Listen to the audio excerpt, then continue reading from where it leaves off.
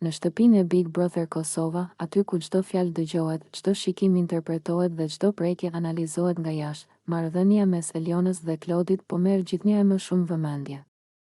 Një moment i thjeshtë, por shumë domethënës mes tyre, u shndërrua në një pasqyrë të qartë të ndjenjave që po lindin dhe frikës që i shoqëron ato. Eliona, e qetë dhe e sinqertë, i drejtohet Klodit me fjalë që vijnë drejt për drejt nga zemra. Shqyr që kam privilegjin të rri me ty kaq afër, ta ndjej frymëmarrjen, ta haj buzën e bukur.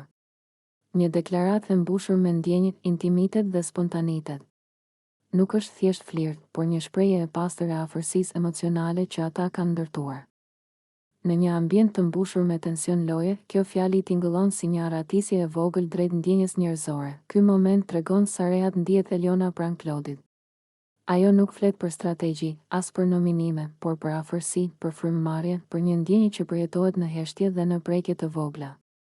Është një mënyrë e thjeshtë, por shumë e fortë për të thënë, jam mirë këtu, me ty, por reagimi i Klodit sjell në skenë realitetin e ashpër të Big Brotherit. Ai, megjithse duket i përfshirë emocionalisht, përgjigjet me kujdes dhe frikë. Kam frikë se konceptohet keq jashtë.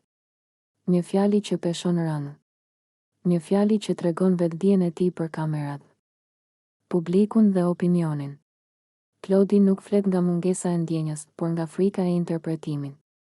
Ai e di që çdo moment intimiteti mund të shtrembërohet, të gjykohet dhe të përdoret kundër tyre. Kjo ndarje mes asaj që ndjen dhe asaj që mendon se duhet të tregojë vendos Klodin në një dilemë të fortë. Nga njëra anë, ndjenja për Elionën është e dukshme, në shikimet e gjata, në afrimet e kujdesshme, në mënyrën se si e dëgjon. Nga ana tjetër, është frika e jashtme, publiku, titujt, komentet dhe paragjykimet. Ky dialog i shkurtër mes tyre zbulon shumë më tepër se sa një moment romantik. Ai tregon kontrastin mes zemrës dhe mendjes, mes dësh.